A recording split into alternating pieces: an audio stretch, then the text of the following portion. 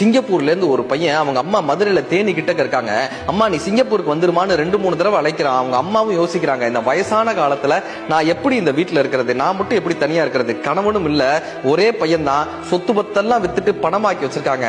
பையன் வர்றான், அவங்களை அழைச்சிட்டு போய் விமான நிலையத்துல உட்கார வச்சு, அம்மா நான் டிக்கெட் வாங்கிட்டு வந்துடுறேன். அந்த பையன் போறான். 1 மணி நேரம் ஆகுது, 2 மணி நேரம் ஆகுது, 3 மணி நேரம் ஆகுது, பையன் வரவே இல்லை.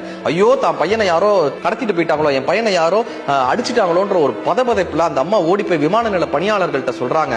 அந்த பணியாளர்கள் சோதிச்சு பார்த்துட்டு, உங்க பையன் உங்களை தனியா விட்டுட்டு காசு எடுத்துட்டு சிங்கப்பூர் போயிட்டாமான்னு பதபதைக்கக்கூடிய செய்தியை சொல்றாங்க.